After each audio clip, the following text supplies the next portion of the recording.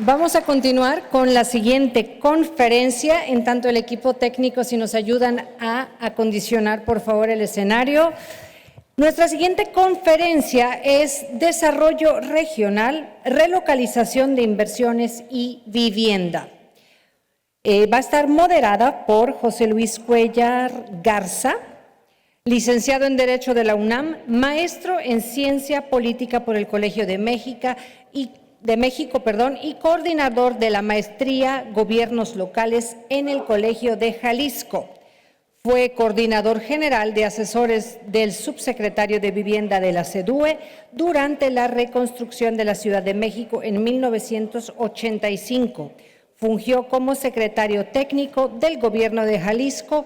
Ha sido regidor y secretario de Planeación en los ayuntamientos de Guadalajara y Zapopan y delegado de la SEDATU en el estado de Jalisco entre 2012-2018. José Luis Cuellar Garza va a ser el moderador de la siguiente conferencia y contamos con dos conferencistas. En primer lugar está el doctor Clemente Ruiz Durán, investigador nacional emérito nivel 3 del Sistema Nacional de Investigadores del CONACYT, profesor e investigador del posgrado en Economía de la UNAM y catedrático en diversas universidades de los Estados Unidos, España, Italia y Argentina. Es especialista en instituciones del bienestar por la Universidad de Uppsala, Suecia, doctorado por la Universidad de Pittsburgh y doctorado honoris causa por la Universidad de Baja California.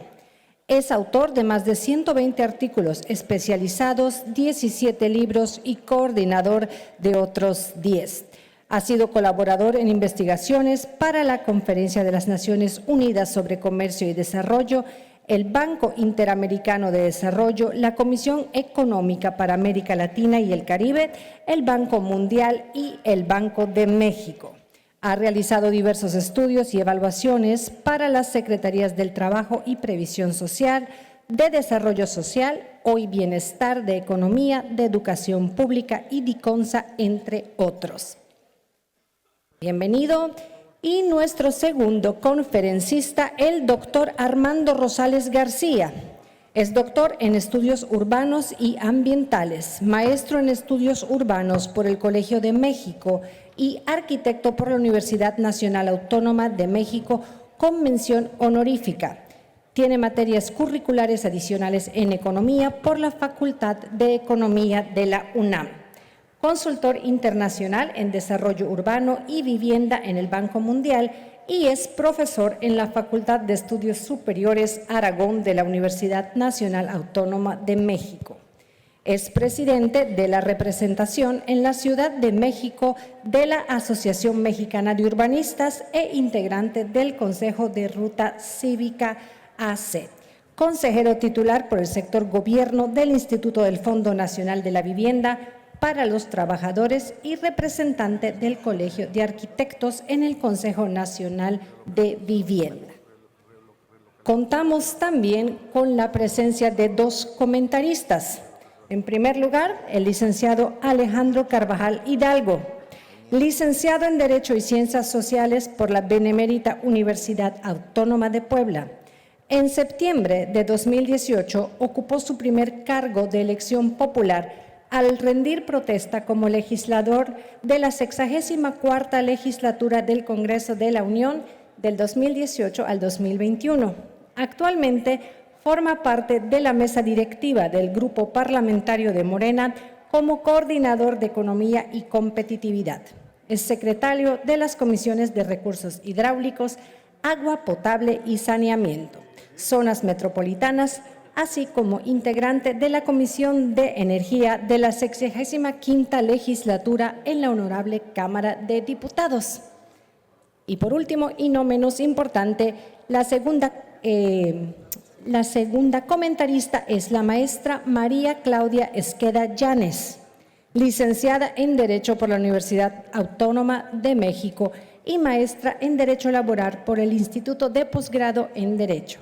Especialista en Derecho Laboral y estudios de especialidad en Derecho de Amparo por la Universidad Panamericana.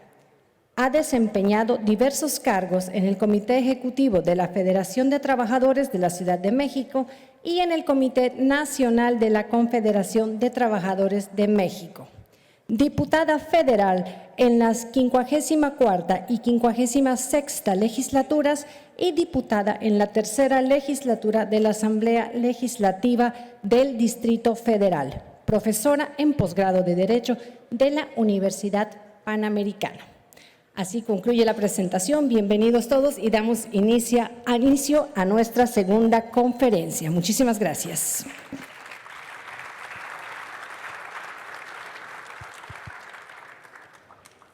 Muchas gracias. ¿Se escucha ya? Muchas gracias. Muy amable. Muy buenos días a todas, a todos ustedes. Después de la conferencia introductoria que presentó hace un momento el arquitecto Horacio Urbano, en donde se propició un interesante debate preliminar y donde empezaron ya a aflorar los temas del complejo mundo de la vivienda, donde el propio arquitecto Urbano mencionó el tema del contexto, el tema de las ciudades y sus características físicas, la problemática que genera un desarrollo urbano desordenado, la cuestión de la globalización. Hoy empezamos el programa propiamente dicho de los paneles con este panel dedicado a revisar el tema del desarrollo regional, el nearshoring o relocalización de inversiones y la vivienda. Sin duda, la cuestión del desarrollo regional ha cobrado una relevancia fundamental en el nuevo gobierno en vista de la reiterada referencia que hace la presidenta Claudia Sheinbaum al tema de los corredores estratégicos de desarrollo, los polos de bienestar en el ferrocarril transísmico y otros proyectos de infraestructura regional importantes. Para discutir estos temas, para exponer la visión del desarrollo regional,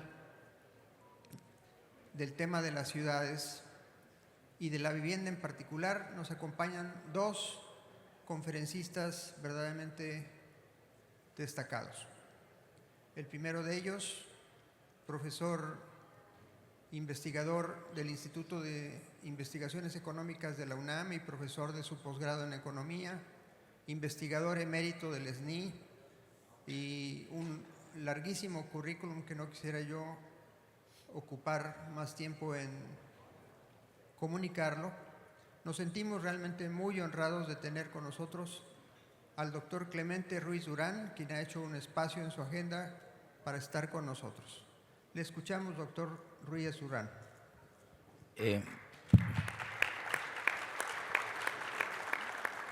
Muchas gracias. Para mí es un privilegio poder estar aquí con ustedes. Creo que siempre estar con los trabajadores es un privilegio y en ese sentido trataré de ser lo más sencillo posible en la exposición y cualquier duda, por favor, pregúntenla. Miren, el tema que me asignaron fue el reto del desarrollo regional, la relocalización de inversiones y la vivienda. Entonces, en esa perspectiva, lo que quisiera yo primero comentarles, ¿no?, que estamos viviendo en un mundo que se mueve a diferentes velocidades, es decir, las cosas no son tan parejas como debían de ser en el mundo, todo el mundo creciendo por igual, sino de que el mundo se está moviendo a diferentes velocidades y nosotros somos parte de ese mundo y desgraciadamente crecemos poco respecto a lo que se está sucediendo en el mundo. Si ustedes ven en este cuadro, ¿no?, ¿cuáles son las zonas de alto crecimiento del mundo, ¿no? La India, China y el sudeste asiático. Ellos han logrado instrumentar, ¿no?, políticas de todo tipo, entre otras de vivienda, para estar creciendo a esas tasas del 6.5. Nuestro país está creciendo, si ustedes ven, somos de mediano crecimiento, 1.6 para 2025 se espera, y para 2024 2.2. Es decir, esos son bajos crecimientos, ¿no? El país no está creciendo a los ritmos que debía de hacerlo. Ahora, ante el diferencial de crecimiento global y ante los conflictos de competencia con China, surge la política de relocalización de inversiones, ¿no? Esto tenemos que considerar, ¿no?, que fue el presidente Biden que lanzó esta política de reubicación de inversiones hacia países amigos, surgiendo el concepto del nearshoring, ¿no? Este es un concepto, ¿no?, ¿qué es lo que están tratando de hacer? Es traer las inversiones que habían hecho en el sudeste asiático, en China, hacia países que les tengan cercanía y sean amigos, ¿no? Entonces, en ese sentido, México se coloca en una muy buena situación, ¿no? Estamos viviendo la época precisamente del nearshoring. Ahora, ¿cuáles fueron las políticas industriales implementadas por Estados Unidos para reducir la dependencia de China y asegurar su liderazgo en sectores estratégicos? Pusieron la ley de chips y ciencia, el Advanced Manufacturing Partnership, la ley de nearshoring del hemisferio occidental. Y entonces, ¿qué es lo que están tratando de hacer con esto? Revitalizar la manufactura en Estados Unidos y, sobre todo, la cuestión es crear empleo de alta calidad. Esto yo creo que debíamos de considerarlo, ¿no? Porque en México lo que tenemos que hacer es precisamente sumarnos a este esfuerzo de crear empleos de alta calidad para poder entonces convertirnos de país maquilador en un país creativo y de alto desarrollo. México está entrando a esta nueva etapa de crecimiento vinculada al nearshoring, ¿no? Y entonces aquí hay una reubicación geográfica estratégica, ¿no? Hay la integración comercial a través del TEMEC y más de 12 tratados internacionales. Hay una sólida infraestructura de logística, puertos, aeropuertos y carreteras. Ahora, si ustedes ven el mapa, ¿no?, ¿qué es lo que está sucediendo, no? Bueno, pues lo que vemos es que son las fronteras las que se están beneficiando más, ¿no? En esa perspectiva y la pregunta que ustedes se harán, ¿qué hacemos con el resto del territorio? Es decir, del nearshoring, ya nos dijeron, ¿no?, se están desarrollando, ¿no? Hay el proyecto transísmico, ¿no?, que también se espera que traiga crecimiento a la región del Istmo, pero todavía tenemos que pensar qué vamos a hacer con los territorios como Chiapas, ¿no?, que no están siendo beneficiados por nearshoring ni por los proyectos gubernamentales. Y entonces lo que hacemos, ¿no?, hemos estado haciendo es reforzar las tendencias de crecimiento prevalecientes, ¿no? Si ustedes ven, ¿no?, el norte del país es el que más beneficios recibe por su cercanía con Estados Unidos, ¿no? Y después el centro del país, ¿no? La entidad federativa que más recursos recibe del mundo es la Ciudad de México. Y por eso esa cifra de 14,186, ¿no?, que junto con el Estado de México y los estados aledaños de Puebla y Estado de México son los que están recibiendo la cantidad de dinero más fuerte. Entonces, el nuevo gobierno lo que tiene que hacer es pensar, bueno, y entonces estos del sur, que solo reciben 109 millones de dólares, ¿no? Entonces, ¿qué es lo que tendríamos que estar haciendo para poder rediseñar, ¿no?, la estrategia de crecimiento a partir de las nuevas inversiones? Ahora, para lograr ese rediseño del país se requiere del esfuerzo público. No se puede pensar, ¿no?, que el sector privado por sí solo pueda hacer este rediseño. ¿Por qué? Pues porque las condiciones no son las más adecuadas en el sur del país, ¿no? El punto 48 del discurso inaugural de la presidenta Sheinbaum precisamente señaló el acceso a la vivienda, ¿no? Habla de 450,000 créditos que serán entregados a bajo costo para el mejoramiento de la vivienda, ¿no? Se habla de que se construirán 1 millón de viviendas en este periodo, ¿no? Entonces, el programa, veamos, ¿no?, si realmente va a estar enfocado para jóvenes en esquema donde primero puedan rentar, después adquirir la vivienda si lo desean. Esto creo que abre una puerta, un espacio, ¿no?, para poder rediseñar la política, ¿no? Y entonces lo que tenemos, ¿no?, y es lo que tenemos que estar conscientes todos, que la demanda por vivienda se moverá también a diferentes velocidades. No va a suceder, ¿no?, de que todo esté integrado. Entonces, ¿dónde queremos poner los énfasis? ¿Dónde queremos que la gente esté viviendo mejor? Entonces, ¿qué es lo que vamos a hacer como país, ¿no? Si ustedes ven, acá está un detalle, ¿no?, de cómo ha estado creciendo el desarrollo de vivienda en los últimos años, ¿no? Y entonces, ¿qué es lo que tenemos, no? Pues que hay estados que realmente le están invirtiendo más que otros, ¿no? Pero vean ustedes, vean Nuevo León, Jalisco, Estado de México, Quintana Roo y Guanajuato, ¿no? Esos son estados en donde la vivienda ha estado creciendo más rápidamente, ¿no? Pero si ven ustedes al final de la tabla, ¿no?, Guerrero, Tabasco, Tlaxcala, Oaxaca y Campeche, pues su crecimiento en productos de vivienda pues están siendo muy bajos, ¿no?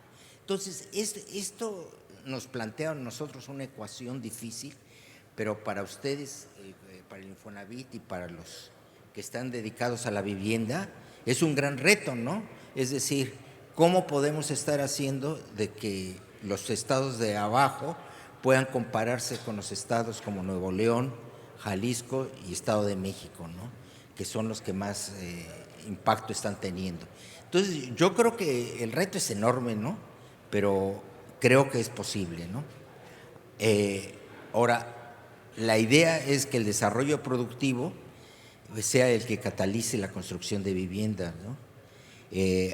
Al 31 de agosto de 2024, ¿no?, precisamente lo que estamos viendo, ¿no?, el tipo de vivienda que se estaba construyendo, ¿no?, es decir, hace 2 meses con estas cifras, ¿no?, y entonces lo que tenemos nosotros, ¿no?, es la vivienda económica pocos, ¿no?, la vivienda media y popular más, ¿no?, después la residencial nada, no está creciendo nada, ¿no?, y después la vivienda tradicional, ¿no? Entonces, ¿qué calidad queremos dar nosotros a la construcción de vivienda en los próximos años, ¿no? Porque esto nos plantea, ¿no?, un cuestionamiento básico, ¿no?, el tipo de vivienda que queremos estar desarrollando. Ahora, el impacto del nearshoring en la creación de polos de desarrollo regional, pues el caso que está a la expectativa México y el mundo es con el transísmico, ¿no? ¿Por qué el transísmico se convierte en una realidad? Y aquí déjenme introducir una nueva discusión. Lo que pasó con el cambio climático provocó que el Canal de Panamá no pueda operar a la totalidad. ¿Por qué? Porque el Canal de Panamá está operando sobre la base de los desniveles de agua que había en el canal. Con el cambio climático, lo que sucedió es que no tienen agua, ¿no? Entonces, al no tener agua los panameños, entonces el Canal de Panamá se ha alentado y entonces el ferrocarril transísmico puede jugar un papel trascendental para llevar el desarrollo económico a esa región. Entonces, creo que son retos, ¿no?, que debemos de verlos en el contexto no solamente de México, sino en el contexto global. Ahora, los polos de desarrollo para el bienestar, ¿no? Cuando la presidenta presentó ante la Asociación de Bancos de México para integrar las pequeñas y medianas empresas en los procesos productivos del nearshoring, anunció la creación de 12 nuevos polos de bienestar, zonas de desarrollo vinculadas a industrias estratégicas, ¿no? Entonces, esto podría ser si se sabe dirigir las cosas de forma adecuada, los PODEVIS podrían ser el elemento que estamos buscando para acelerar el crecimiento en ciertas áreas. Ahora, la otra parte, ¿no?, que yo quisiera decirles, ¿no?, y aquí les estoy mostrando el mapa, ¿no?, es el impacto del desarrollo de parques industriales, ¿no? Esto es sumamente importante, ¿no? Creo que los parques industriales, ¿no?, van a estar regionalizados, ¿no? Son la fuente de un nuevo desarrollo, ¿no? Son generadores de empleo, atraen inversión extranjera, desarrollo tecnológico, desarrollo regional y desarrollo económico.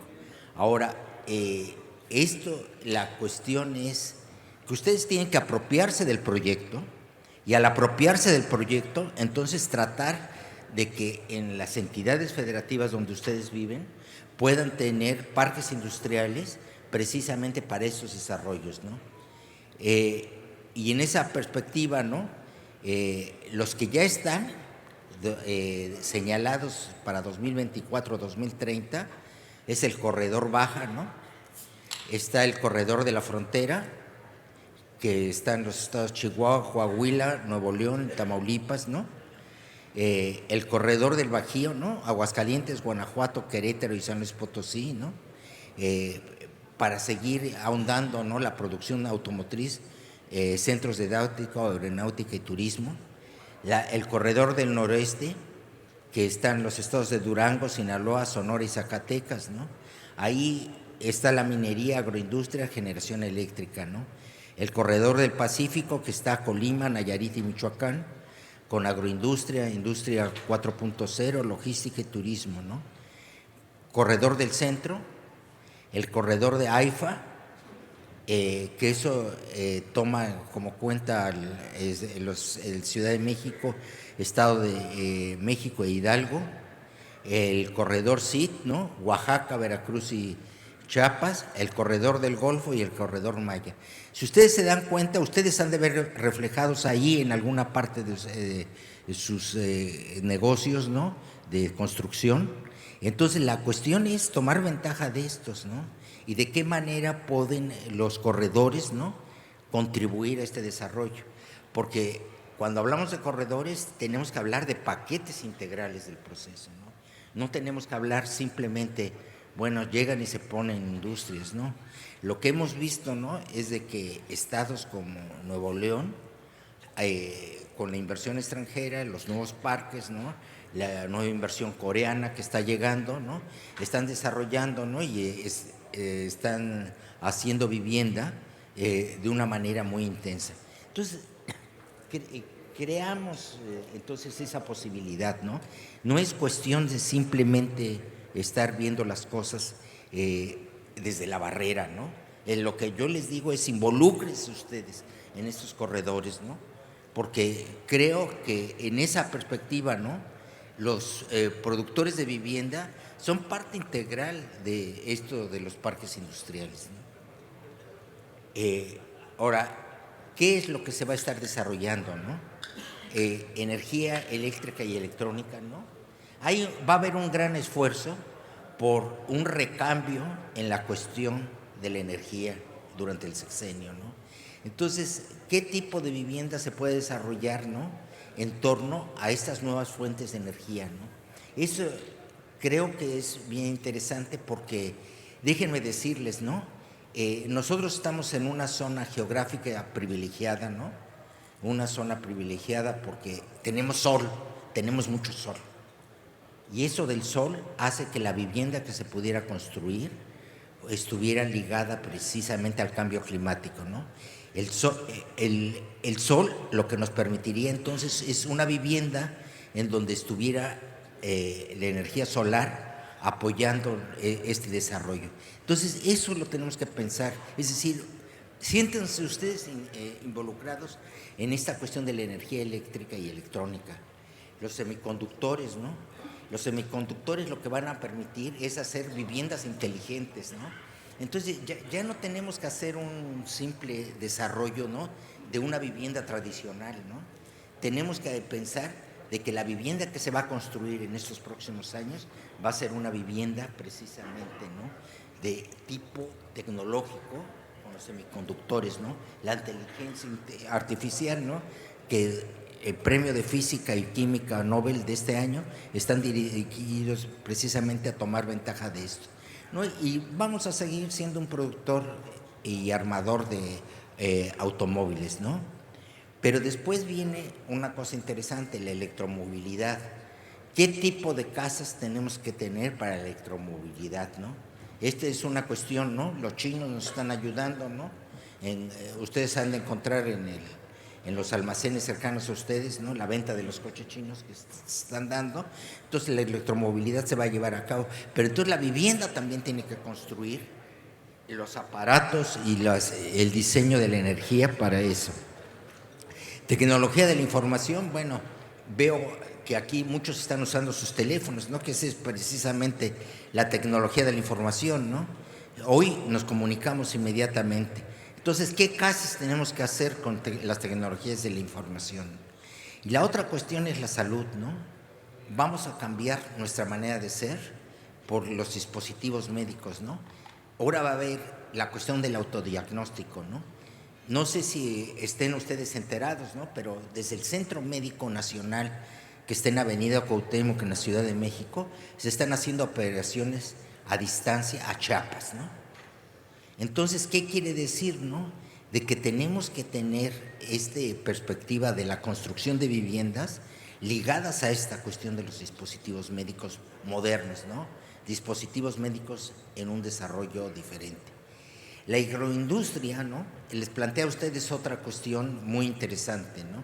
La agroindustria, lo que vamos a tener es casas en el ámbito rural que tengan que ser desarrolladas en una visión diferente, con huertos y todo, de manera de que podamos maximizar las zonas agrícolas.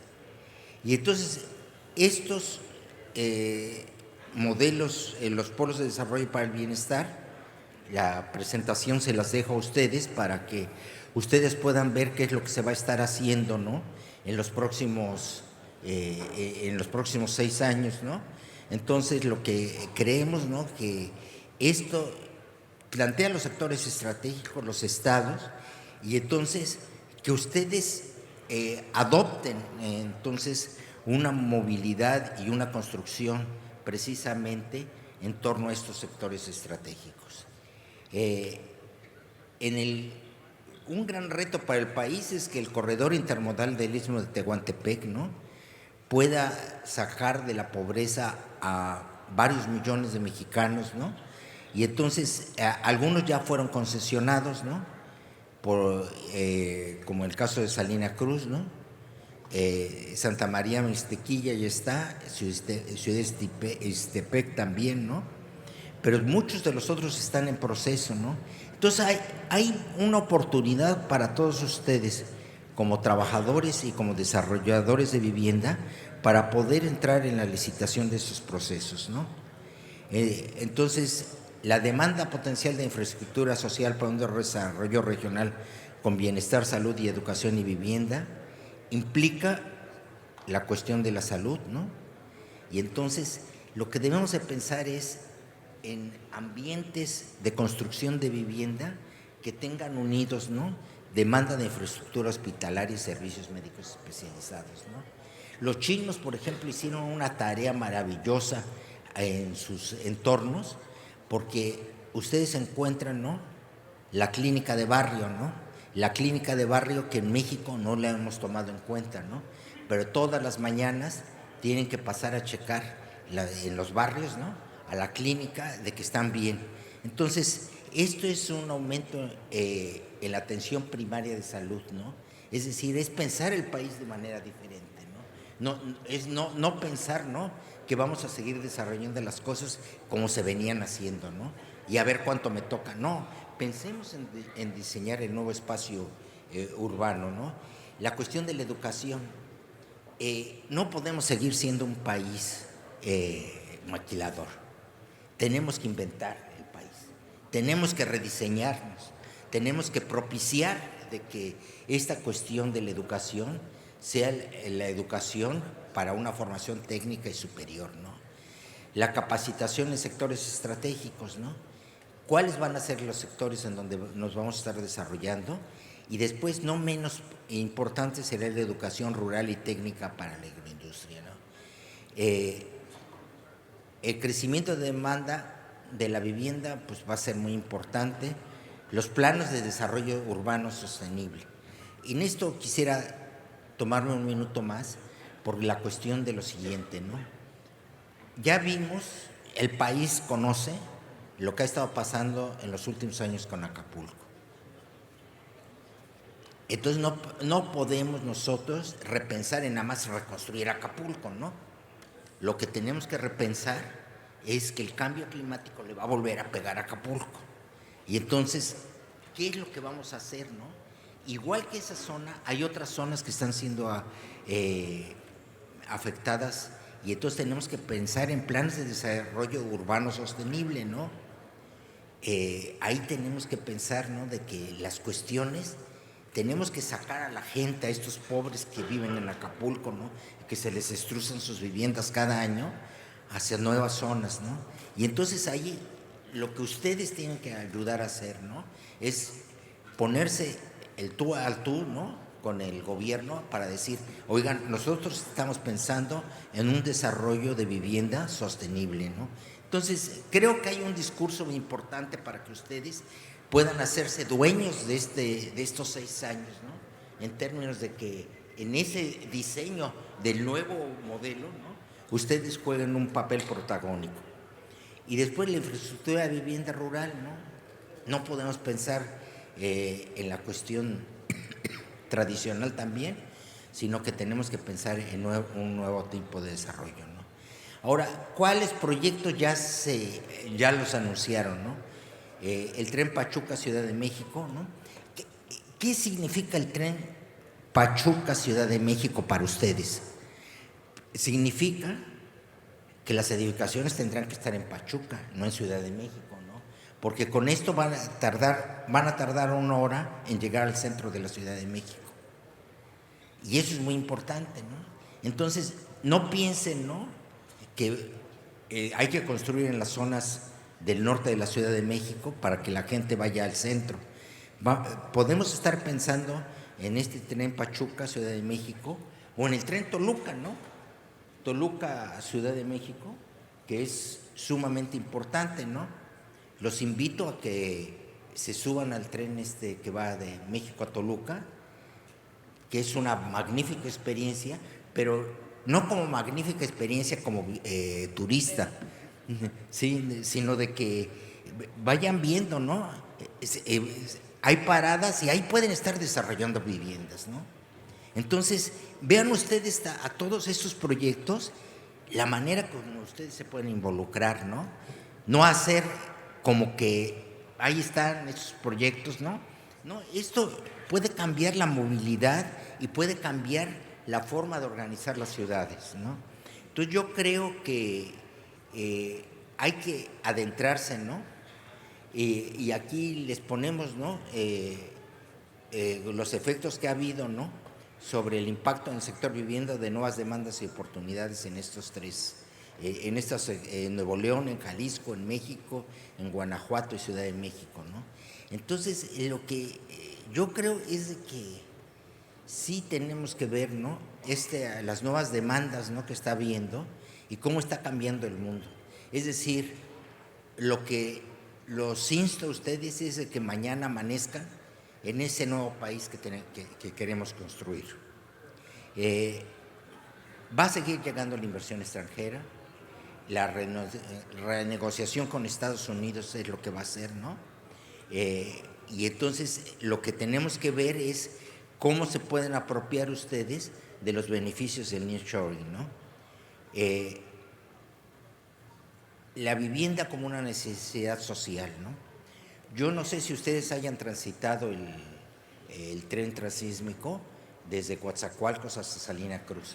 Es una maravilla, digo, pasar por la selva, ¿no?, y de océano a océano, ¿no? Entonces, lo que creo es de que la calidad y espacio de vivienda, ¿no?, en el Istmo de Tehuantepec es de lo más importante, ¿no? Entonces, servicios de vivienda básicos, ¿no? Entonces, lo que necesitamos es crear esos servicios de vivienda básicos, ¿no? Ahora, el financiamiento a la vivienda acumulado, ¿no?, por estados en el último sexenio. Lo que vemos nosotros, ¿no?, es que hemos estado financiando, ¿qué? Hemos estado financiando la Ciudad de México, ¿no? Es lo que hemos estado financiando en las estructuras, ¿no? Grandes edificios, viviendas de cierto tipo, pero es el Estado de México y la Ciudad de México, ¿no? Y después los demás estados ya son en menor proporción, pero entonces la cuestión es que tenemos que cambiar el modelo de financiamiento para estar financiando al resto del país, porque si no se financia al resto del país, pues sí, mucha construcción de vivienda, ¿con qué, no? ¿Con qué financiamiento, no? Entonces tenemos que fijarnos en la distribución regional del crédito, ¿no? Entonces, en ese sentido, ¿no?, ¿quiénes son los que están dando, ¿no?, los recursos, ¿no? Pues ustedes son los que más dan, ¿no? El Infonavit es el que más está financiando la vivienda, ¿no? Los otros programas gubernamentales son realmente pequeños, ¿no? Entonces, ustedes tienen la voz, es decir, ustedes pueden alzar la voz y realmente decir, bueno, a quienes tuvieran el gusto de hablar con la presidenta misma, decirles, nosotros hemos estado haciendo el esfuerzo, ¿no? Nosotros hemos estado financiando las cosas, ¿no? No son los otros. Entonces, ¿de qué manera lo podríamos estar haciendo, no? Y entonces el México de 2030, ¿no?, el reto será transformar al país a partir de la infraestructura, ¿no? La apuesta ferroviaria sería la que generaría un mayor impacto en la construcción de vivienda, ya que permitiría una mayor interacción entre ciudades a bajos costos, y el desarrollo industrial en zonas rezagadas alentaría la construcción de vivienda. El tren interoceánico se puede convertir en un detonador de una nueva realidad para zonas que se han rezagado históricamente. Muchas gracias.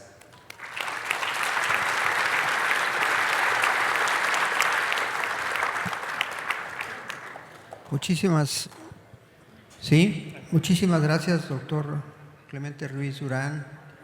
Realmente es muy estimulante escuchar a alguien que tiene tan larga experiencia en la vida económica del país, que ha participado en capítulos estratégicos de la vida financiera de la nación y que tiene una visión tan clara de los asuntos y temas y problemas que involucran el desarrollo económico en general y desarrollo regional en particular. Venga a decirnos, aprovechen las oportunidades. Queremos que el país despierte en un México diferente y que ustedes vean los proyectos de desarrollo regional y los polos de bienestar como una oportunidad para, lo dijo claramente y con toda sencillez, para que hagan negocios, pero también para que abran fuentes de empleo competitivas y bien pagadas. Ahora, este es el nivel del desarrollo regional.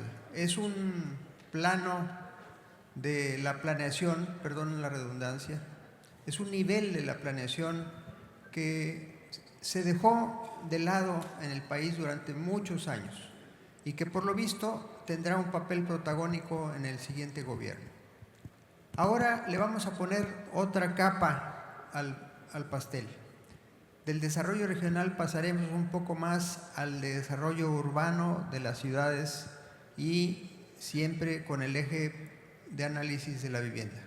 Para ello tenemos la participación del doctor Armando Rosales García, quien ya fue presentado, él es presidente del capítulo Ciudad de México de la Asociación Nacional de Urbanistas y muy distinguido investigador. Por favor, doctor. ¿Ya se escucha? Sí. Si pueden poner la presentación, por favor.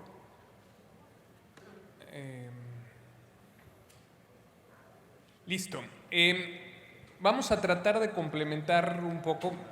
Es un reto porque pues, después de una presentación brillante como la del doctor Clemente, vamos a tratar de aterrizarlo hacia el reto que tiene Infonavit, y hacia el reto que se tiene en planeación en desarrollo urbano en la actualidad. Un agradecimiento a don Mario Macías por la invitación y a la Dirección Sectorial de los Trabajadores, y es un gusto ver un sindicalismo tan vibrante el día de hoy aquí todos reunidos. En la actualidad, ¿cuál es el sistema urbano nacional y cuál es el marco legal de la planeación en México? Y ese también es un reto complejo y que ojalá se haga bien y se haga bien en este sexenio. El sistema urbano nacional en la actualidad, aquí aparecen las ciudades y zonas metropolitanas que existen en el país, pero estamos hablando de que en México tenemos hoy 453 ciudades.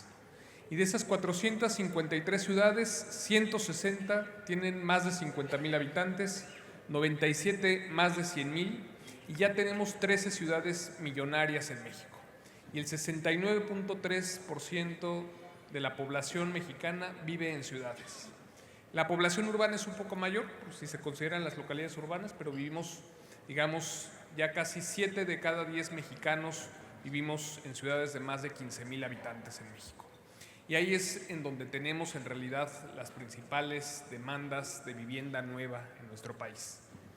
El marco nacional de planeación en el cual se tienen que planear estas ciudades y en el que se debería de apostar, digamos, una gran parte de la acción del Estado mexicano.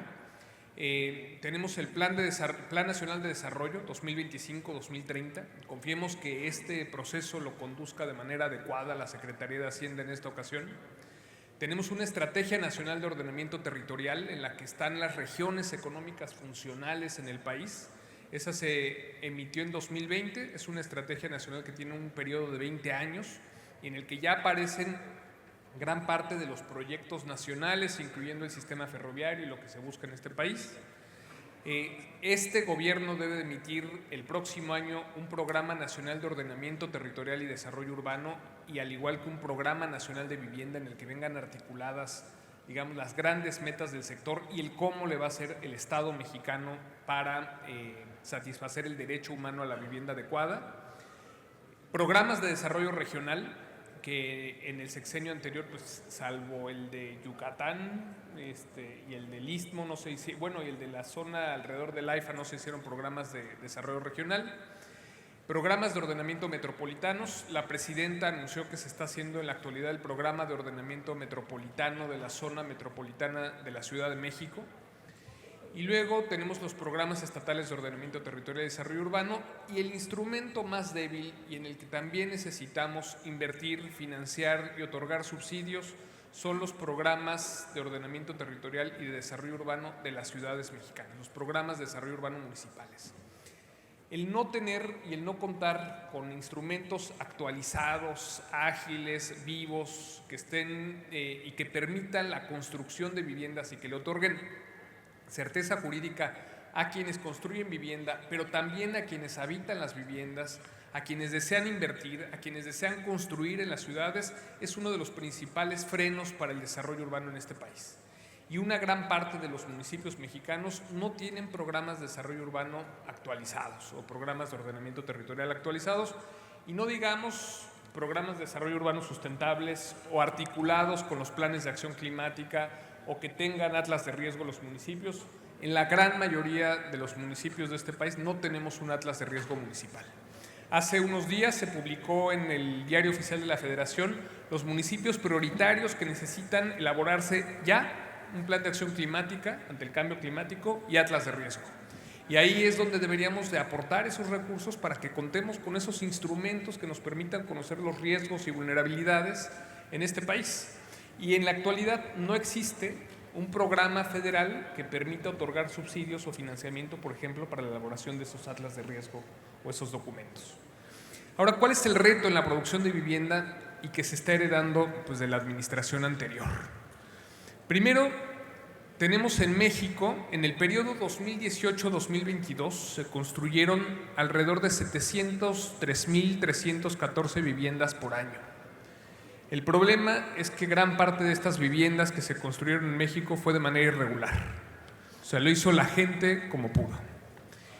Y tenemos casi 37 millones de viviendas particulares habitadas para 2022.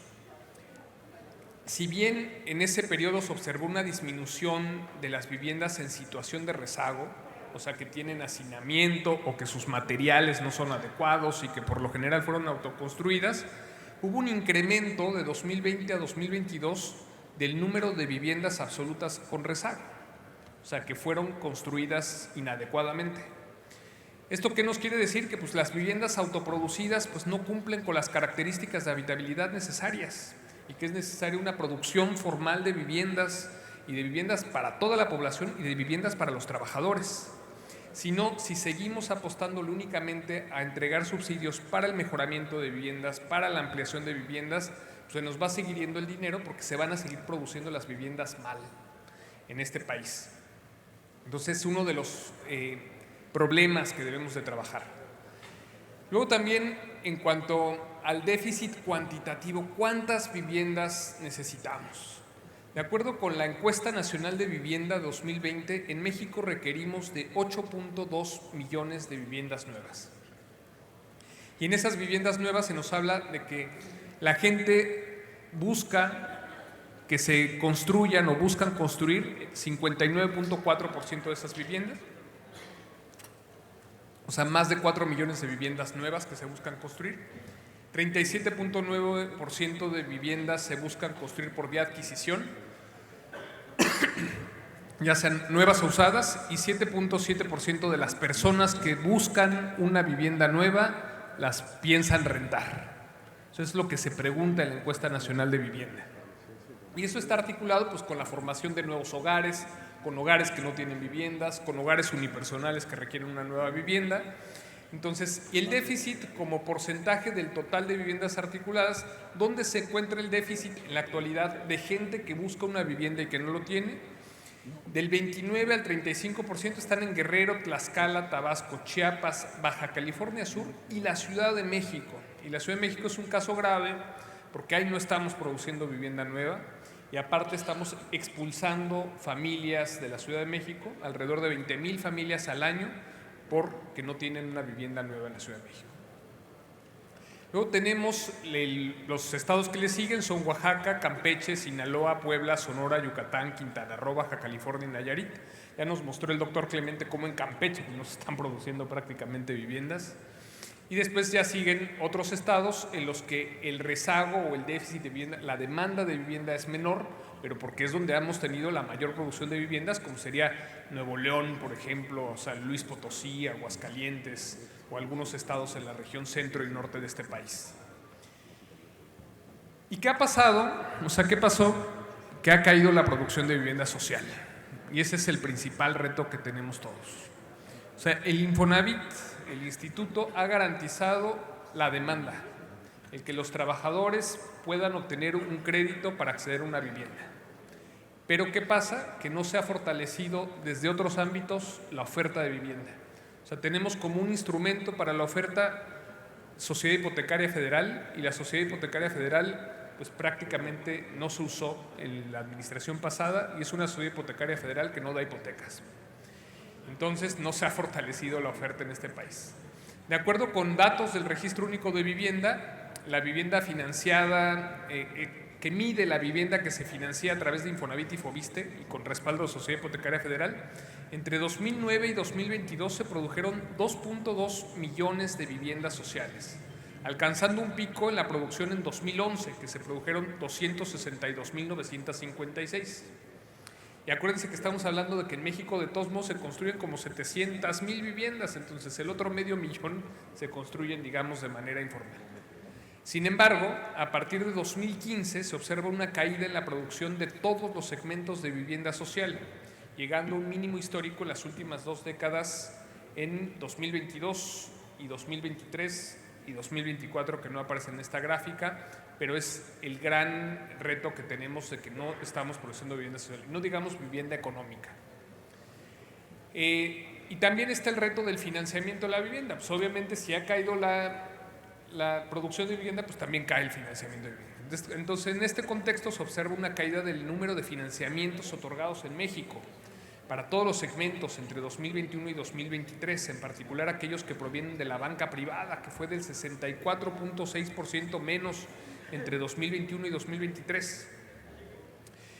Y en cuanto a Infonavit, pues que ha mantenido, digamos, los créditos y que se ha recuperado en el último año, el 20% del total de los créditos otorgados hasta el primer semestre de 2023 estuvo destinado a reparaciones, ampliaciones o para mejoramientos de vivienda. Y aquí hay un problema, y yo sí quiero hablar de subsidios y hablar de la palabra bien de los subsidios. O sea, un gran error en la administración anterior fue el retiro abrupto de los subsidios como un complemento de pago para la adquisición de vivienda. Y eso generó incertidumbre en el sector, y esa incertidumbre frenó la producción de vivienda en el segmento de la vivienda económica y social. Entre 2013 y 2019, CONAVI otorgó un subsidio al frente como complemento al enganche para la adquisición de vivienda, y la principal entidad ejecutora era el Infonavit. O sea, las adquirientes o los derechohabientes que buscaban un crédito con Infonavit se les otorgaba un subsidio al frente. Y en esos años se otorgaron por parte de CONAVI 666,087 subsidios. No quiere decir que CONAVI haya dejado de otorgar subsidios. En el sexenio que terminó, CONAVI otorgó más de 500,000 de subsidios, pero fueron para el mejoramiento o la ampliación de viviendas o para la autoproducción de viviendas. Y fueron subsidios directos sin cofinanciamiento, o sea, no estuvieron atados ni al ahorro previo ni a créditos de las personas. Y eso, pues se te acaban los subsidios, o sea, por más dinero que tengas, si no lo mezclas con otras fuentes de financiamiento, no van a funcionar.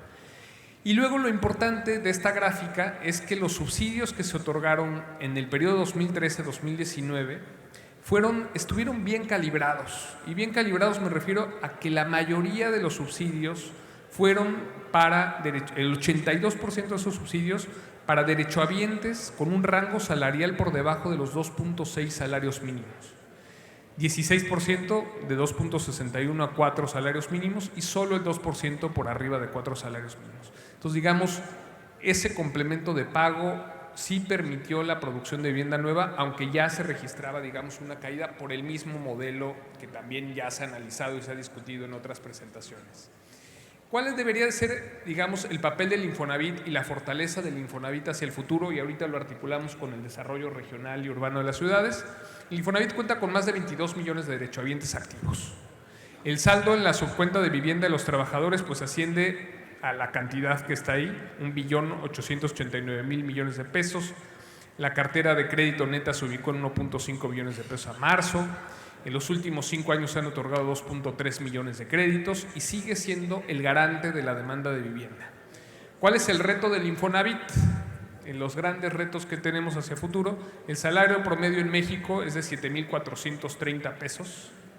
Entonces, si bien la Secretaría de Trabajo ha hecho un esfuerzo importante y la Comisión de Salarios Mínimos por incrementar el salario mínimo, y eso ha permitido, digamos, una ampliación importante de la capacidad de pago de los derechohabientes en México,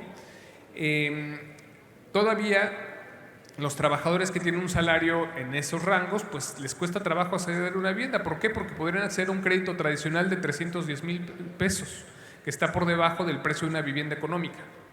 Entonces ese diferencial era lo que cubría los subsidios anteriormente. Y si bien se cuenta con un índice de capitalización adecuado, es necesario disminuir el índice de morosidad en el futuro en el Infonavit. Y ahora hablemos pues de las propuestas y de cómo articularlo a las ofertas de vivienda y a los polos de bienestar de los cuales nos habló el doctor Clemente. O sea, el nuevo gobierno ha anunciado como parte de su Estrategia Nacional de Relocalización el desarrollo de 13 polos de bienestar y la promoción e inversión de 100 parques industriales adicionales. Y se han propuesto estas 13 regiones de desarrollo prioritarias de las que nos habló el doctor Clemente. ¿Cuál es la demanda potencial en esas 13 regiones? O sea, estamos hablando de que por ejemplo, la región de Baja California Sur, Sonora, Sinaloa, Nayarit, casi 553,000 viviendas potenciales o derechohabientes que podrían acceder a un crédito de Infonavit. En Sonora estamos hablando del 2%, en el norte del país del 16% que se requerían de los créditos de Infonavit. O sea, esta es la demanda potencial de trabajadores, o sea, son derechohabientes calificados en Infonavit que podrían acceder a un crédito de manera inmediata. Entonces, esto sí sería la demanda que tendría Infonavit posible, probable, en estos 13 polos de bienestar. Y obviamente, pues están en este momento donde se requieren, pues donde ya hay inversiones y donde ya hay parques industriales en marcha y donde ya hay inversiones en marcha. ¿Cuáles son los retos para lograr eso? Y los retos, digamos, de planeación y de desarrollo urbano. El principal reto en este país, y de lo que ya se habló, que es el principal fuente del encarecimiento de la vivienda, es el suelo. O sea, es necesario que el Estado mexicano, el gobierno mexicano, establezca una estrategia de identificación y financiamiento de reservas territoriales vinculadas a proyectos en marcha de parques industriales exitosos. No puede haber desarrollo industrial y no pueden funcionar adecuadamente los nuevos parques industriales o los parques industriales que ya están en marcha si no se articula con una política de vivienda y de creación de vivienda. Y para esa política de vivienda necesitamos suelo. El gobierno federal ha sido exitoso y muchos gobiernos estatales en crear fideicomisos para la creación de parques industriales. Pero ¿por qué no tenemos fideicomisos para la creación de suelo para los desarrolladores de vivienda y para la producción de vivienda social o para que el Infonavit pueda producir vivienda social y financiar la vivienda social? O sea, necesitamos esos instrumentos de parte del Estado mexicano. Necesitamos vincularlo esto con la Secretaría de Economía. O sea, no solamente puede quedar en el ámbito de la SEDATU, no puede quedar en el ámbito únicamente de los organismos del Estado, el Infonavit. Una verdadera producción actual de vivienda articulada a los polos de bienestar y a lo que ha anunciado la presidenta Sheinbaum requiere una vinculación del sector vivienda con la Secretaría de Economía. El problema en la actualidad es que se ve como una competencia para los desarrolladores de vivienda y para la producción de vivienda a los parqueros industriales. ¿Qué pasa? Pues los parqueros industriales buscan comprar suelo barato para el establecimiento de parques industriales y los centros logísticos y los centros de operación, y eso compite con el espacio para la producción de vivienda. ¿Qué pasa si se vinculara adecuadamente esa producción de parques industriales con la producción de vivienda? Y ahí necesitamos pues apuntalar los proyectos que ya están en marcha. Y se necesitan apuntalar con la producción de vivienda con los proyectos que están en marcha exitosos. Estamos hablando del Estado de México, Tula, Querétaro, del corredor hacia Pachuca, de Mexicali, de Altamira, de Chetumal o de Jalisco, en el área de Tezistán y Acatlán, en el que se van a producir microchips y microprocesadores y que hay una producción vibrante ahorita de parques industriales. Ahí necesitamos entonces impulsar una nueva política de subsidios inteligentes.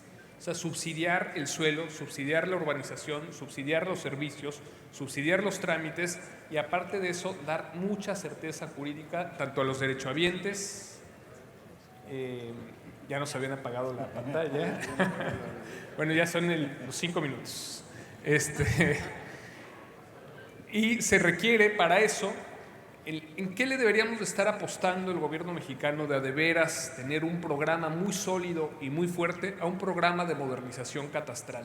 Si queremos gobiernos locales fuertes con ingresos propios y que cobren adecuadamente predial para poder financiar los servicios y la urbanización que requiere la vivienda, necesitamos catastros actualizados en todo el país y eso no lo tenemos. Eso es algo que se requiere. ¿Por qué no hacer también un fideicomiso para el desarrollo de reservas territoriales para la vivienda? Así como hay fideicomisos para el desarrollo de reservas territoriales para parques industriales, los requerimos para la vivienda y eso debe ser impulsado por el gobierno de manera articulada con las propuestas económicas. Hay que tener, y yo sí lo veo con cuidado, los proyectos para la generación de vivienda intraurbana en este momento. O sea, sí se necesita hacer, sí necesitamos vivienda intraurbana, sí necesitamos vivienda densa, pero son más caros y lleva más tiempo. Y si queremos 1 millón de viviendas en este sexenio, nuevas, financiadas por Infonavit, no pueden ser todos intraurbanos, sino requerimos que sean planeados y articulados adecuadamente en la ciudad. Hay que ser cuidadosos también con los esquemas de vivienda en renta y con opción a compra. No digo que estén mal, pero ¿quién absorbe? Cuando se produce vivienda para rentar, la recuperación de esas inversiones es de muy largo plazo. ¿Y quién absorbe, digamos, esos riesgos y quién absorbe esas cargas financieras en lo que se van recuperando las inversiones?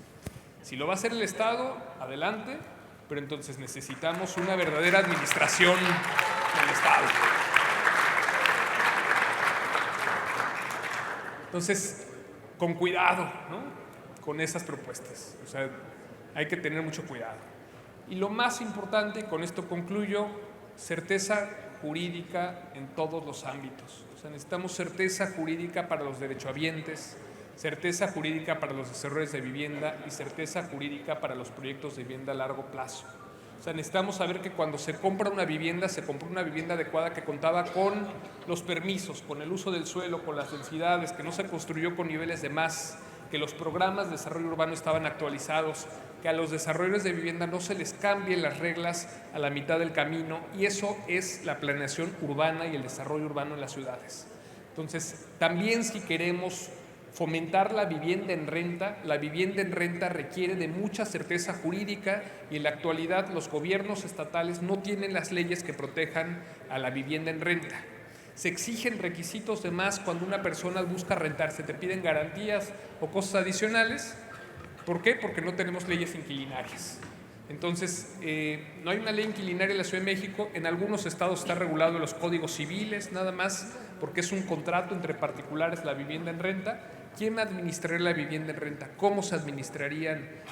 ¿Cómo se le hace para garantizar que esas viviendas se mantengan en un buen estado cuando alguien las desea comprar o si se desean mudar?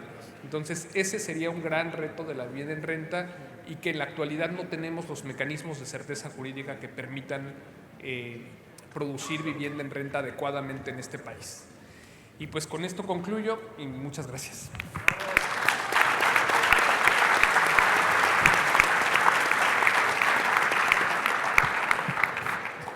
Enseguida escucharemos al diputado Alejandro Carvajal Hidalgo, quien es gente muy cercana a la coordinación y vicecoordinación de la fracción mayoritaria de la Cámara de Diputados, y nos dará el punto de vista de esta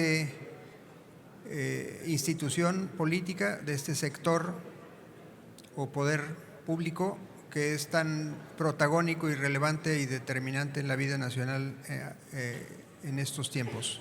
Por favor, señor diputado, sus comentarios sobre las ponencias. Pues muy amables, de verdad muy buena exposición de ambos maestros, doctores. ¿Ya se oye? Muy buenas exposiciones, de verdad. ¿Ya? Y ahora sí estoy en tribuna, ¿verdad? Pues gracias de verdad por la oportunidad. Ya vamos a hablar ahorita de la ley, de la reforma constitucional al artículo 123. Como saben, esta política de vivienda, que es profunda, como comenta el doctor, nueva, novedosa, con varias variantes y vertientes, tiene que estar acompañada de una reforma o de varias reformas legales o adecuación al marco legal. En primer término, se tiene que modificar a propuesta del Ejecutivo, de la Presidenta, como dice la Presidenta, el artículo 123, para que el Infonavit, y en su caso también va a haber modificaciones a la ley del FOBISTE, que son los dos organismos cabeza de sector, o que construyen o generan financiamiento de vivienda. Bueno, no construyen, pero van a construir, y puedan entrar a este mecanismo y lograr el 1.000.000 de viviendas, que es la meta sexenal de la presidenta Claudia Sheinbaum. ¿En qué consiste la reforma? Básicamente se permite Infonavit construir, se permite también o se pretende que adquiera suelo también, ¿no? Se regula esa situación y sobre todo está enfocada esta legislación a que se pueda establecer el modelo de vivienda en renta. El modelo de vivienda en renta, que pues es algo totalmente novedoso, como comenta el doctor Rosales, es también arriesgado porque se tiene que establecer en las leyes secundarias o en los reglamentos del instituto las modalidades en las cuales van a administrarse. los bienes económicos o los fideicomisos de las viviendas en renta. Habría que ver si se plantea una fibra, qué tipo, o un fideicomiso, vaya, qué sistema financiero, qué método financiero se establece, pero sin duda ahí tenemos que participar porque está ahí invertido el patrimonio de los trabajadores y de las subcuentas de vivienda a nivel nacional, que no es poca cosa, no es el patrimonio que se ha acumulado durante muchos años y tiene que ser invertido de manera correcta. Entonces tenemos la reforma constitucional y posteriormente habrá reformas a las leyes secundarias, seguramente a las leyes del sistema de ahorro para el retiro, porque habrá modalidades para también establecer que la subcuenta de vivienda pueda ser, o puede establecerse mecanismos de portabilidad más claros entre el FOVISSSTE y el Infonavit, o también si yo tengo una subcuenta de vivienda, cómo puedo sumársela a mi hijo, a mi familiar, para el objeto de que tenga o que acumule una cantidad para poder tener un enganche o una garantía que permita que sea acreedor al programa de vivienda. Es decir, se van a hacer una serie de modalidades crediticias que permitan que tengamos acceso a la vivienda y por ende se puedan construir este millón de viviendas. El reto es mayúsculo porque se va a entrar a un esquema de trabajadores independientes que en muchos casos no estaban afiliados, pero se les va a dar la oportunidad de que ahorren en una cuenta de manera voluntaria un año. Tenemos que ubicarlos quizá en la modalidad ya que existe de trabajadores independientes para no generar otros esquemas, sino ahí también alojarlos bajo alguna modalidad que ya establece la ley del Seguro Social. ¿Qué va a pasar? ¿Van a tener seguros? ¿Cómo vamos a establecer el seguro de vida? Porque tienen que tener un seguro de vida esas viviendas también, aunque estén bajo otra modalidad. O también, si es un esquema de renta, pues tiene que haber un seguro por desempleo. ¿Cómo va a funcionar ese seguro de desempleo para las viviendas en renta? Entonces viene una serie de modificaciones muy interesantes para que nuestro país pues recupere el dinamismo en la construcción y edificación de nuevos parques habitacionales, lógicamente para coadyuvar al plan de desarrollo de la presidenta y también, como lo comentó el doctor de manera muy atinada, no se puede construir por construir, se tiene que construir en los polos de desarrollo de manera preferente. Ese es el gran reto. Y por último, la política de suelo. Gran parte de las zonas donde se van a hacer los parques industriales es tierra que no está regularizada, son tierras ejidales, en donde quizá tengamos que aplicar alguna modificación a las leyes agrarias para poderla regularizar y tener, pues cumplir con la certeza jurídica y que no se construye en tierra ejidal, sino tiene que construirse en tierra en la modalidad de propiedad privada. Si nosotros no vemos esa problemática, gran parte de las ciudades tienen ejidos urbanos, es decir, zonas ejidales donde ya no hay siembra, ya no hay, son ciudades, pero siguen apareciendo como ejidos. Y también, lógicamente, en esos parques industriales se tendría que regularizar la tierra y ya se quiere arrancar este programa. Y analizar el tema de los subsidios, creo que es muy importante, funcionó, se generó una dinámica muy positiva y potencializó la construcción y el desarrollo de vivienda, y habría que analizar si ustedes, junto con el Poder Legislativo, se propone a la presidenta que se otra vez inicien el programa de subsidios famosos que los daba CONAVI CONAVI o Infonavit, para poder pues que los jóvenes sobre todo tengan la posibilidad de lograr pues tener una cantidad mayor para poder generar un enganche o la compraventa de una vivienda. Como ven, este programa es muy ambicioso, pero tiene una serie de aristas que tenemos que analizar y que ustedes como sector obrero pues tienen que participar para coadyuvar a la construcción de un programa sólido y no un programa en el que solamente se cumplan las metas sin tener un análisis, sin establecer las zonas específicas y sin que haya un crecimiento ordenado en materia de la política habitacional en México. Una oportunidad muy grande para nuestro país, cambiar las reglas, pensar también que las personas que quieren adquirir vivienda son jóvenes entre 18 y a lo mejor 30 años y que ya no quieren la vivienda como la conocíamos, la quieren con ecotecnologías, la quieren con tecnologías también diversas, viviendas más pequeñas, pero a lo mejor con amenidades y con zonas arboladas, con una planeación urbanística y un diseño totalmente diferente, ¿sí? ¿Qué es lo que tenemos que hacer? Y cada proyecto y en cada zona tiene que ser diferente y SEDATU va a jugar Infonavit un papel muy importante en esta política habitacional.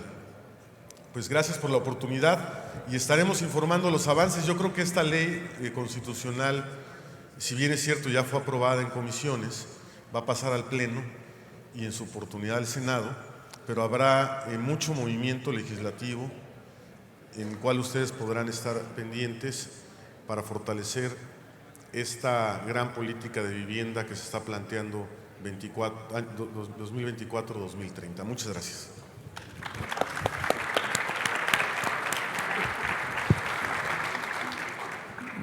Bien, enseguida la secretaria general y consejera maestra Claudia Esqueda Yáñez, por favor. Gracias, José Luis. Buenas tardes ya a todos. Estamos a punto de irnos a comer, pero de veras creo que este tema ha sido muy importante, igual que el anteriormente presentado por el maestro Urbano. Yo quisiera comprometer al diputado Carvajal, que acaba de hacer uso de la palabra, y antes de que se vaya, por favor, pero antes de que se le vaya a dejar el avión, para comprometerlo a que nos haga participar, nos haga partícipes de todas estas iniciativas, pero que nos escuchen, no nada más que sea un parlamento abierto, sino que escuchen lo que tenemos que decir. Entendemos que la vivienda es un derecho humano, eso lo sabemos absolutamente todos los mexicanos, pero ¿a quién le corresponde hacer el financiamiento de origen y poder dotar a la ciudadanía de esta vivienda? Al Estado. El Infonavit es de los trabajadores y queremos defenderlo los trabajadores. Estamos con el programa de 1 millón de viviendas que propone el gobierno, sin lugar a dudas. Tenemos el deseo por avanzar, hay propuestas muy concretas que está haciendo el sector de los trabajadores, este tripartismo al final, al interior del Infonavit, más sin embargo, no tenemos todavía muy claro si 1 millón que se propone desde el gobierno son viviendas que va a construir el gobierno con financiamiento público o cuántas de estas en realidad se van a llevar a cabo con programas del Infonavit, porque los recursos, insisto, lo sabemos y así será, porque eso está en la ley, y esa no la cambien, diputado.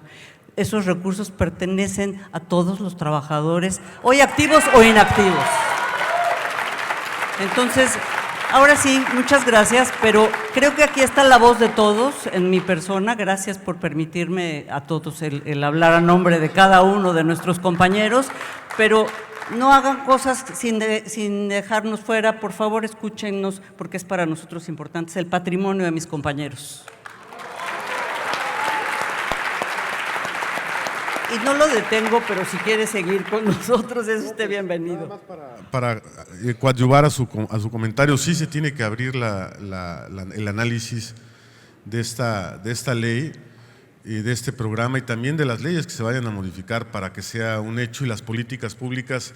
Creo que hay muchas variantes, muchas opciones, porque la propuesta es muy ambiciosa y tienen que participar, es decir, tiene que ser un programa de varias instituciones, intersectorial le llaman, en donde participe SEDATU, Infonavit, FOBISTE, Reforma Agraria, etcétera, INSUS, y sea realidad, y también ver y cuidar la subcuenta de vivienda que ha costado mucho trabajo y que es garantía y patrimonio de todos los trabajadores de México. Yo estoy de acuerdo con eso y bueno, me tengo que ir porque nos deja el avión, pero aquí con el sector de los trabajadores hay muy buena relación y seguramente nos sentaremos para analizar esto y haremos algún foro en la Cámara de Diputados y yo lo propongo para que en 2 o 3 semanas se haga de un análisis muy serio en donde lleven sus propuestas.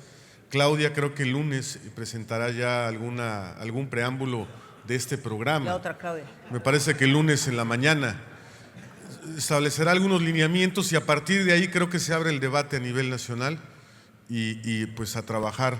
Gracias por asumir con nosotros ese compromiso. Muchas gracias. Gracias. Perdón, yo no he terminado, José Luis, ¿me das 2 minutos más? Yo solamente me querría referir al problema o al otro comentario y proyecto que existe. Un segundo, solamente para despedir al señor diputado y darle las gracias por ese compromiso.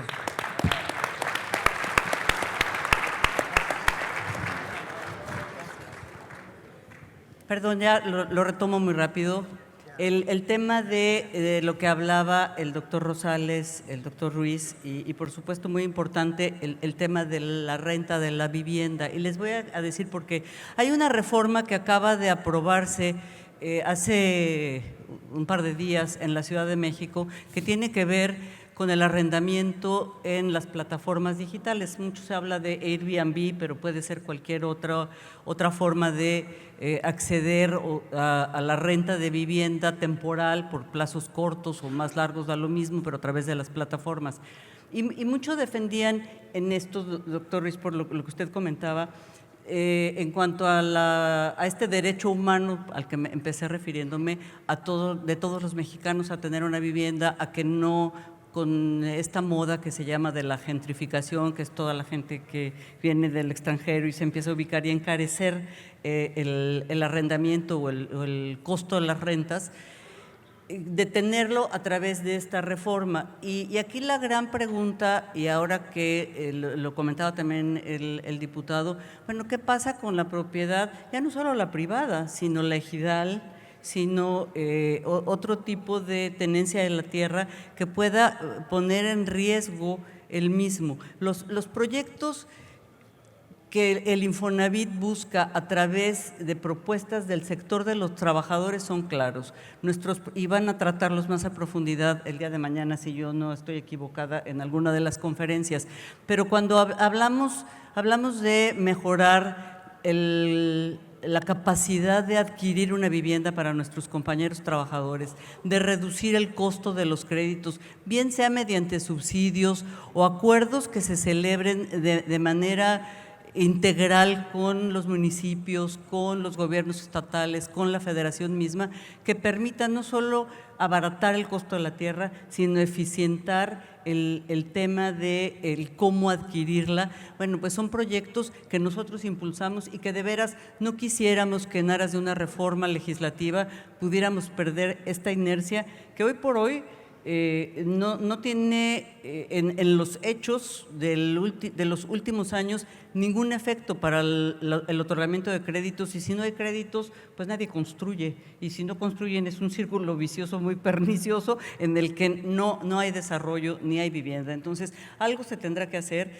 sin duda sí apuntar, como los expertos lo señalaban, a toda esta parte de los proyectos de desarrollo, que ojalá esa inversión efectivamente llegue a México. Eso significará empleos, pero empleos sin vivienda y sin infraestructura para transporte, para educación, para salud, pero sobre todo sin seguridad pública. Bueno, nos parecen inviables. Nos parece que gran parte del abandono de muchos polos de vivienda construida en el pasado por el propio instituto nuestro, bueno, el gran tema que tienen es precisamente el de la violencia, el de la inseguridad, y eso sin duda genera mucha complicación pues en la habitación, pero en la vida, pero en el futuro de nuestros compañeros y sus familias.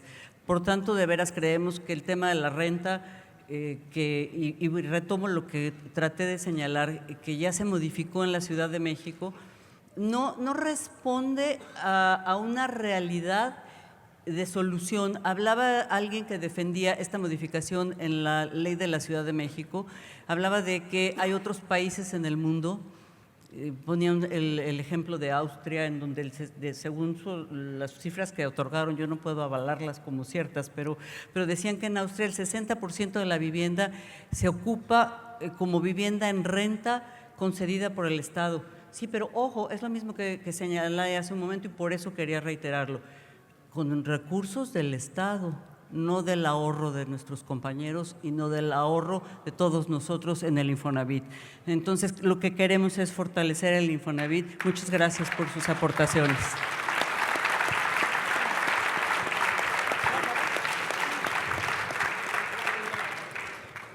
Muchas gracias, secretaria Esqueda Llanes. Ahora me gustaría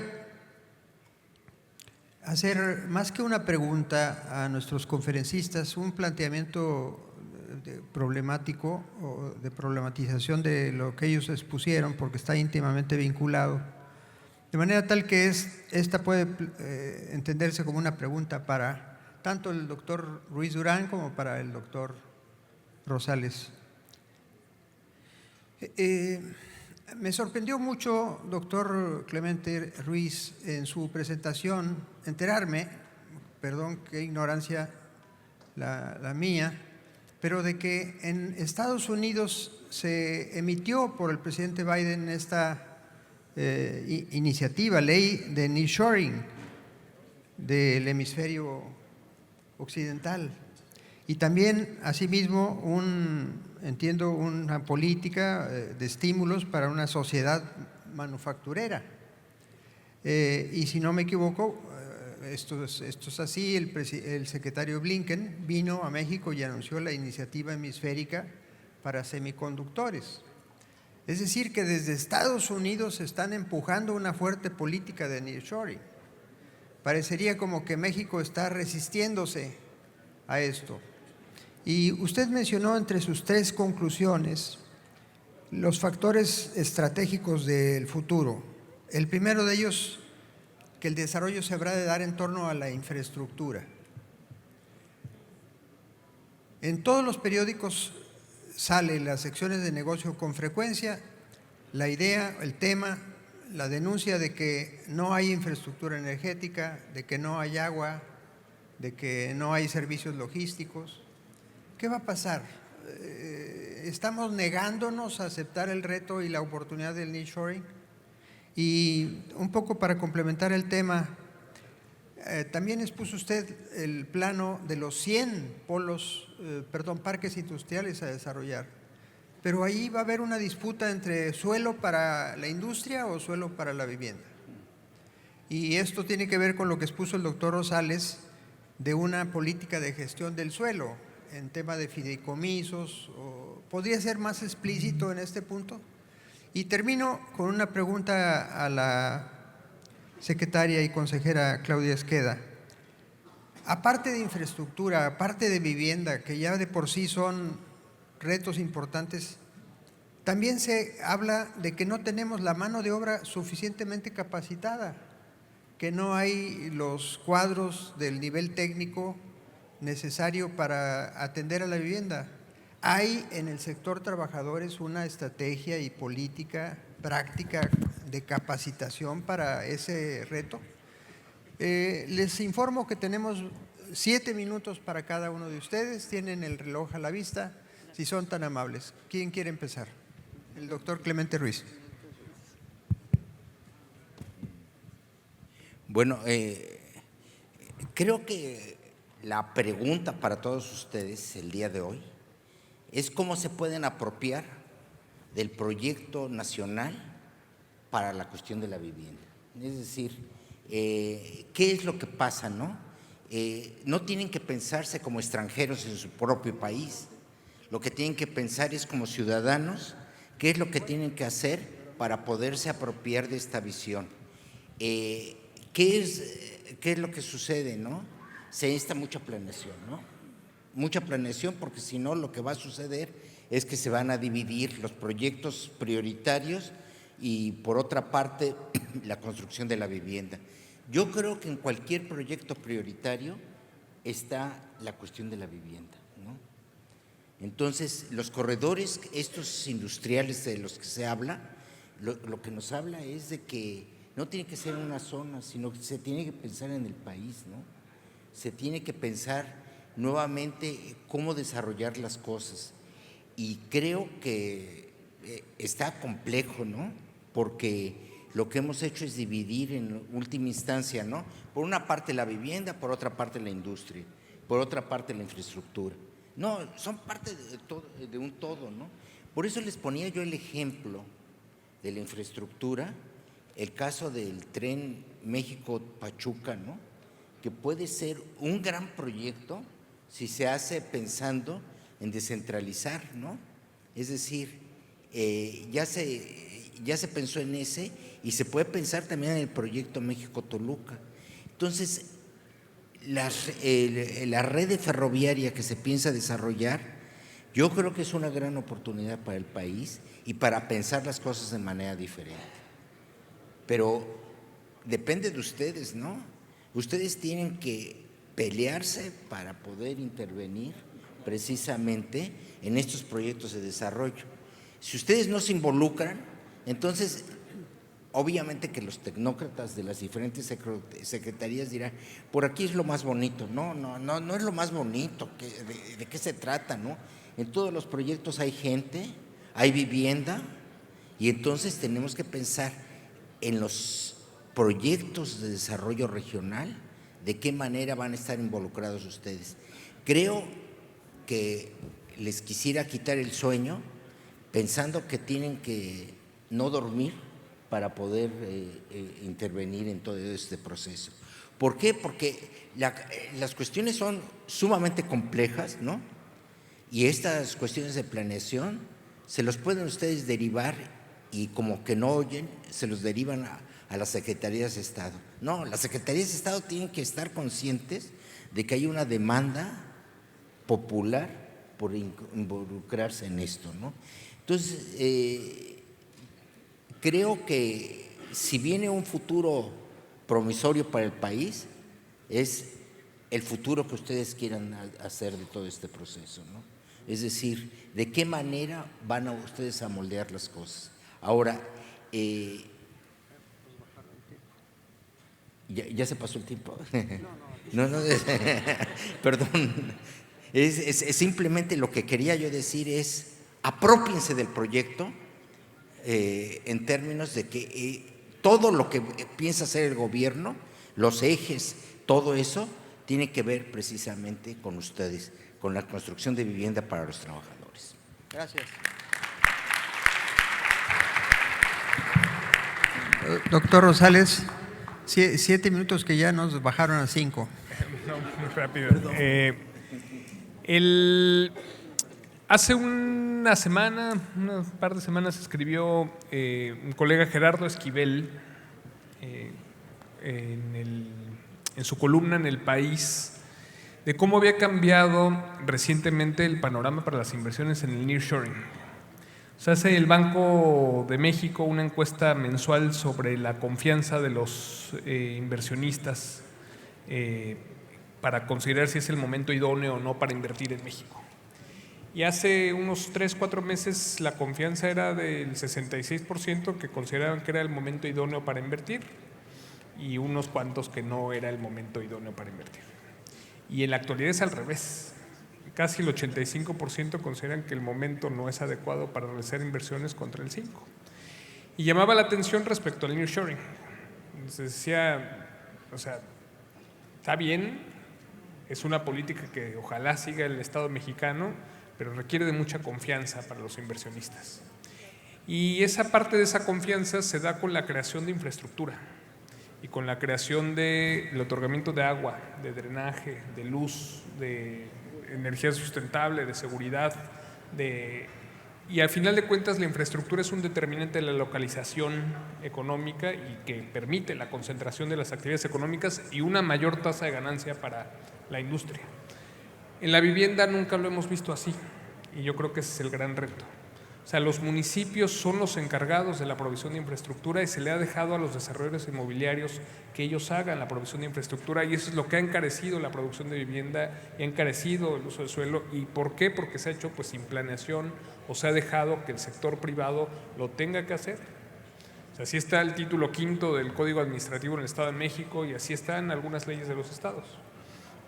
Entonces yo creo que no. O sea, si queremos de veras vivienda económica, vivienda asequible para las y los trabajadores, necesitamos que los municipios tengan finanzas fuertes, tengan finanzas saludables, tengan mucha planeación, como dijo el doctor Clemente, y la planeación sin recursos, pues es ficción.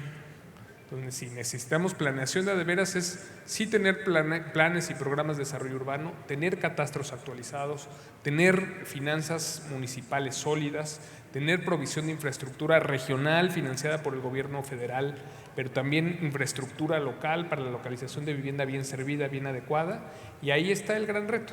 Yo creo que es, de eso se trata, a final de cuentas, la planeación urbana. Yo coincido en que si le queremos apostar a un desarrollo económico exitoso de este país, sí tiene que funcionar lo de los 100 polos, los nuevos 100 parques industriales que se plantean, se tiene que articular bien lo de los polos de bienestar, pero no puede haber polos de bienestar y no puede haber parques industriales sin una producción vigorosa de vivienda.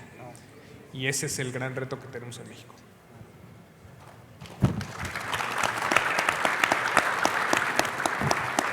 Bueno, yo trataré de ser muy concreta en la pregunta, José Luis, en el comentario.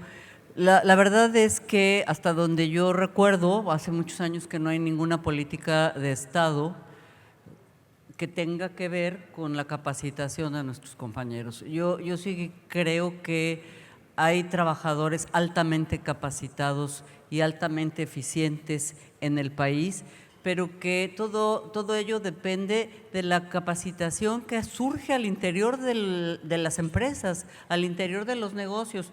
Y perdón por los empresarios que nos acompañan, no siempre otorgados por programas de capacitación de las empresas, sino esta capacitación que se da de mano a mano entre los trabajadores en nuestro país. Así funcionamos. Hay algunas organizaciones obreras que con más o con menos éxito en los resultados se han preocupado en el pasado por elaborar estas áreas de capacitación a través de distintos instrumentos, y creo que sí es un compromiso al que debemos reaccionar más allá del Estado para poder competir con estas posibilidades de inversión extranjera, de tener resultados y atractivo en esto que se denomina el nearshoring, que es la inversión en estos polos de desarrollo, sí impulsados por Estados Unidos, pero que sin duda nos interesan, y hay que consolidar acciones por las empresas, pero por los sindicatos también, para que esta posibilidad de capacitación finalmente se produzca en desarrollo, en bienestar para los trabajadores y para sus familias. Creo yo que esa es la parte más importante. Gracias, José Luis.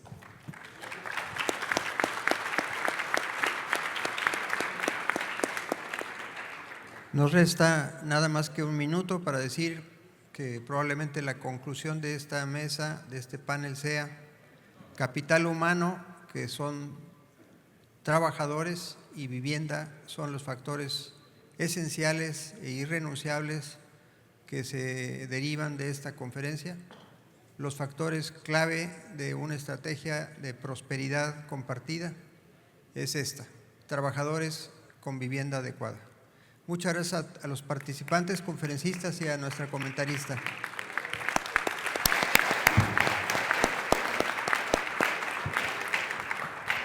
Muchísimas gracias a todos por esta excelente conferencia.